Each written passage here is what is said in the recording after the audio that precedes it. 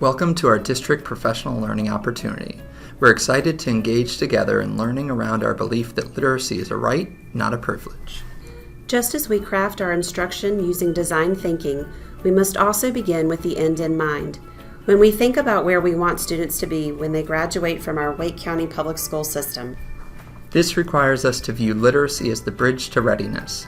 If we are supporting literacy in our classrooms and communities, we will be setting our students up for success in their post-secondary lives. But what can a literate student do? What skills do they possess that allow them to thrive? our Capacities of Literate Individuals document, which you received this morning, answers these questions for us, creating a portrait of what students are able to exhibit with increasing fullness and regularity. As students advance through the grades and master the standards in reading, writing, speaking, listening, and language, they are able to exhibit with increasing fullness and regularity these capacities of the literate individual. They demonstrate independence. They build strong content knowledge. They respond to the varying demands of audience, task, purpose, and discipline. They comprehend as well as critique. They value evidence. They use technology and digital media strategically and capably. And they come to understand other perspectives and cultures. The URL at the bottom of this document will take you to an electronic version with links to resources for each of the capacities. We encourage you to use these characteristics to not only frame your literacy learning today, but also to focus your PLT lens towards what students need during their time with us and in their life beyond our school system. As a district, we are focused on core instruction that impacts student achievement.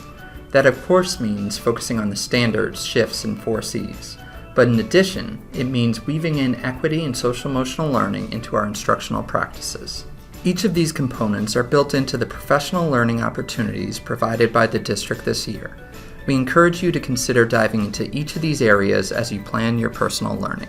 Additionally, the Wake County Public School System categorizes our professional learning into 5 school improvement indicators, centered around effective classroom management, standards-aligned units of instruction, a tiered instructional system, students' emotional states, and communication with parents. The purpose of these indicators is to improve achievement and outcomes for every student, intentionally working to eliminate performance predictability among subgroups.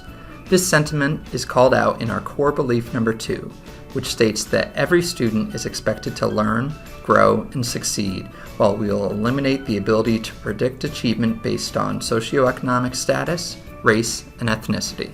Our collaborative learning today guides our intentional work to achieve these overarching goals.